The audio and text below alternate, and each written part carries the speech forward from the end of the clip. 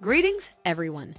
We love nothing more than looking into the rumors and leaks about upcoming episodes of Yellowstone and trying to predict what will happen next. We are more perplexed than ever about the show because Yellowstone Season 5 was split into two parts and messed with all of our expectations. There is only one thing we can be sure of. Jamie Dutton will be in the train station by Season 5's end. You are all aware that the first episode of Season 5 ended in the strangest way possible.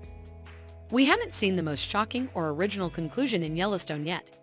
In contrast, it was something we had been anticipating for years. Despite this, we had no idea that John's appointment as governor of Montana would have such an abrupt start to the season. John almost disappears when removed from his natural habitat, the Yellowstone Ranch. We witnessed an unpleasant John throughout the season who seemed to be getting bored with everything. When he was with Summer, he was only mildly pleasant, but other than that, he seemed to despise his new life.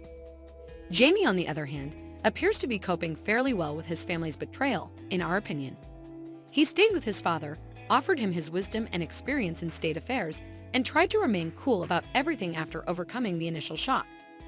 Strangely, he did not act passive-aggressively in response to his suppressed feelings. Instead, he made an effort to express himself whenever he could, which we appreciated. On the other hand, Beth remained somewhat irritating throughout the season.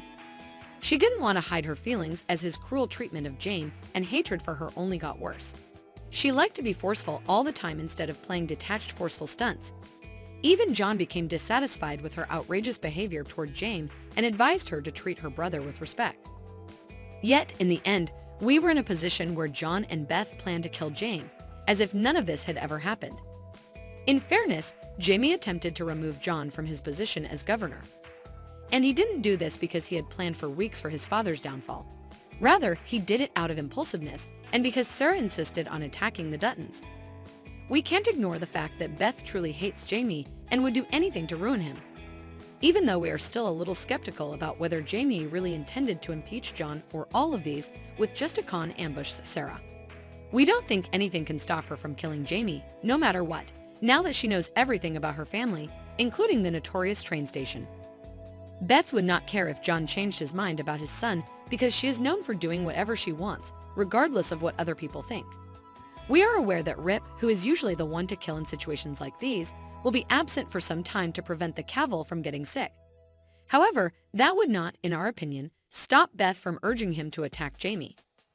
He might take a quick trip to Yellowstone while he is away, drop him off at the train station, and then return to Texas as if nothing had happened. He could easily cover up his mistakes by doing this.